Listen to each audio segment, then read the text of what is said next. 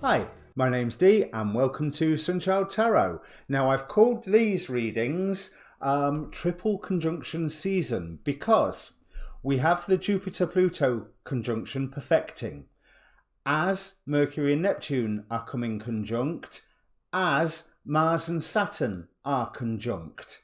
So we have a triple conjunction going on, 3 being the number of the goddess, the urge to move forward, the urge to make changes. And interestingly, they are in Capricorn, Aquarius and Pisces. So they're in 1/4 of the chart. They are forming an arrow, focusing in on the Earth. So it made me go and have a look at what the difference was. So obviously Neptune one side, Pluto the other, from 19 degrees Pisces, which is a manifestation number, to 24 degrees Capricorn, which escapes me right now what that number's about, but I have discussed it loads on my video. But anyway, the interesting thing is the angular distance between them is 55 degrees. Angel number 55. The message in that apparently is time to let go of the old, release all the old doubts, fears and everything. It will be replaced with something better. And this is just coming off of the energy. It's not quite within orb, but the septile, which is 1/7 of the zodiac ecliptic. Now, normally an orb of 1 degree is allowed for this, but I thought that, it's well worth looking at. It's the only prime number aspect of division of the zodiac, which is an inexact number, and it is a mystical aspect that indicates the hidden flow of energies between the planets involved, often involving spiritual or energetic sensitivity and awareness of finer and more subtle hidden levels of reality involving the planets in septile aspect. Now, that to me sounds quite stunning, especially coupled with that angel message of time to let go of the old, let the new come in, release the old doubts and fears. So I'm not going to look at each individual conjunction. I've got a few other videos for that. Having said that, there is not enough hours in the day for me to do tarot scopes and readings based on every conjunction that is attracting my attention at the moment. So I decided to combine all three. There is a Jupiter-Pluto series I've just done. I'm hoping to look at the Mars-Saturn. Neptune and Mercury might be left all on its own, but we'll see. Now, as usual, this is a bulk introduction. There's a timestamp down below, so you can fast forward to the reading. I would like you to look at your sun sign, obviously, because that's the first one we're always drawn to. Your rising sign being the most important in ancient astrology. But to be quite honest, right now, I think Jupiter, Neptune, Pluto, certainly Neptune and Pluto, there's not going to be a huge difference for all of us. You could combine those two signs into a communal reading, no doubt. Collective reading, sorry. But have a look at your Mars. This is the driving force between everything, and this is in the centre of the 3 conjunctions, Saturn and Mars together, entering into new, airy, rebellious Aquarius. So we can open lots and lots of gateways for us now. Yeah, the majority of us are stuck at home in isolation. But what did it say about those septile energies? Let me just read that again. A mystical aspect that involves a hidden flow of energies between the planets involved, involving spiritual or energetic sensitivity and awareness of finer and more subtle hidden levels of reality. What we can put into place now, what we can bring together, even if it's just in our thought space on the astral level, will end up manifesting, certainly if it is in our interest, if it is something that will be better, not just for us, but for the whole world. Remember, there's a lot of outer planets here: Neptune, Jupiter, Pluto, Saturn. So this is stuff that is affecting us personally and society as a whole. And let's face it, turn on the news and you can see exactly what I mean. Very, very briefly, because try to be careful, but avoid the fear, as all of the teachers, the astrologers and everybody are talking about at the moment. So if you don't know what your moon, your rising, your Mars sign is, there's a link down below in the description to go and get yourself a free birth chart from Cafe Astrology. Then obviously there is a link to my Facebook group, where I post not just these videos, but all the astrology videos that I'm watching, and ever so often something else that I find quite interesting as well, that obviously along the line of more esoteric studies. If it means anything to you, do comment down below. Please press subscribe for me or any other reader or astrologer or whoever on YouTube. The subscriptions really, really help our channels and, in my terms eventually, but in their terms, help keep the channels going. So on that note, I've given you your standard YouTube lecture, so let me bring up the cards. And welcome Gemini Rising, Gemini Moon, Gemini Mars, after the timestamp. Now, what I didn't say in the introduction is that all these three conjunctions are occurring during the time of the waxing moon, during the time of increase. And this is just past the point where the North Node, that signature of destiny, signature of life path, has been activated by passing over the eclipse point of 4 degrees Cancer. So that was the lunar eclipse in January, and this is all during the while of Black Moon Lilith and Chiron conjuncting in Aries, bringing up all the old secrets, all the old wounds, all the old pains, and giving them a good airing so that you can deal with them and heal. And that is what appears to be going on here. We have a lot of work for you, a lot of internal work. Let me just bring that camera into focus. There we go. Right. We have the cards Magic Prayer, Uriel and the Sphinx, Iris with messages, the Angel of Forgiveness, and Menadel from the Shem Hamefarash with inner and outer work. I'll deal with the tarot in a moment. There is very much a theme of you identifying what you want, but more to the point, identifying where in yourself you still require some healing.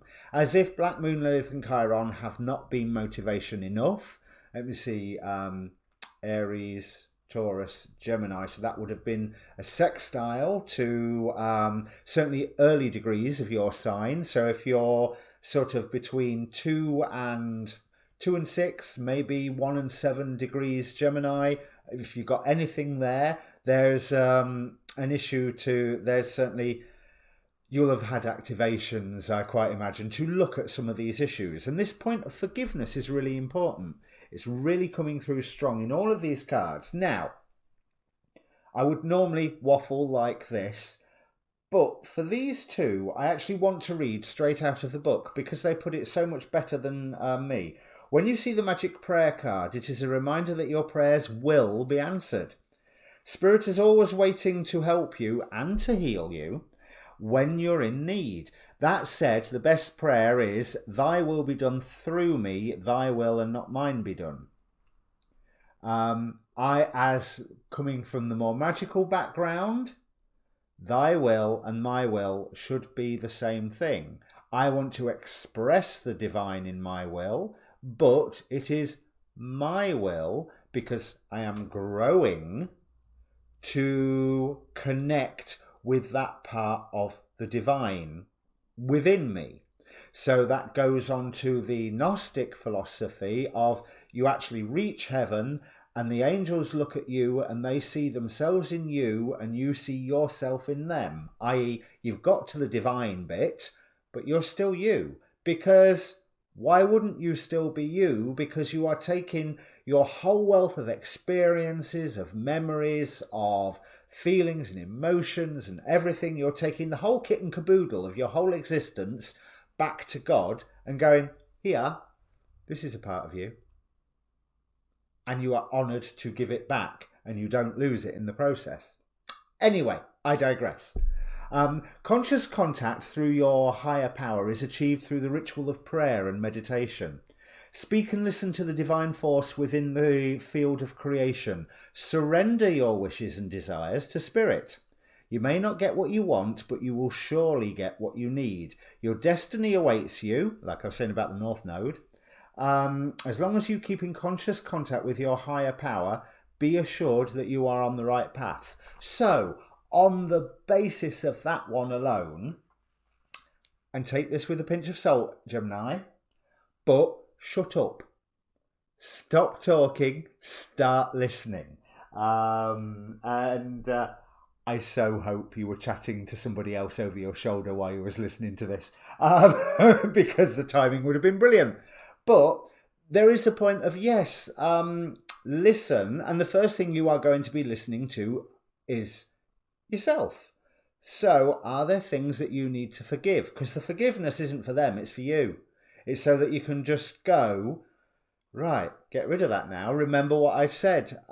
Angel number 55, 55 degrees covers these three conjunctions. Release the old, make space for the new. So, the next card, Uriel and the Sphinx. And you'll see why I wanted to read it out rather than waffle about it. The Archangel Uriel stands before the Sphinx under a full moon. The Sphinx is usually shown with the body of a lion, indicating strength, and the head of a king, showing authority and intelligence. But more than this, the Sphinx represents the enigmatic and inscrutable, the silent holder of truth and the ancient mysteries of the world. Here, the Archangel Uriel connects and confers with this great source of mystery. This card shows that it's time for you to do the most important and possibly the most difficult work in your life, the digging and inner discovery that takes you to your deepest self and your deepest power. Even the Great Sphinx had to be dug out many times from the blowing desert sands that buried it up to its neck, and you must dig diligently too. You may have to chip away at the rock-like substance of your old beliefs and histories so that you can get to the truth inside. But don't worry, you have begun already and you have made considerable inroads. There's also someone here to help you, Uriel, whose name means fire of God. You can work directly with in your meditations with this archangel for self-understanding, transformation and guidance. Also be on the lookout for someone in your daily life who Uriel has sent. This could be a teacher, a mentor, or even a new friend who shares a kinship with you about this inner quest. It is a relationship of great value that comes in a time of profound power. Now, if we are not in a time of profound power, just this one event that lasts 3-4 days, it all perfects on April the 4th. Don't diminish the importance of this phase. It is this work that leads to your initiation and to your higher power. Initiation, I think that's what I might call this one, because yes, Gemini, it is most definitely time to look within. It is definitely time to receive those messages from within yourself and from your higher self, from your design, from within your heart, from within your crown chakra, and I also want to say from within your belly. It's another brain to your body. So, body, mind and spirit, get all three, because this is all about threes. It's all about that forward motion. But listen to the messages and find your own rainbow bridge. But Iris was a cupbearer to the gods, just like Ganymede. Ganymede? So there is something, being a cupbearer, there is a dream that you are being asked to take on. And from this work, that dream will be God's and that dream will be yours. Inner and outer work. So ask if you're like working with angels, and to a point maybe, even if you don't normally like working with angels. Ask Uriel for support, ask Menadel for support. And we have here, as I said at the start, the angel of forgiveness.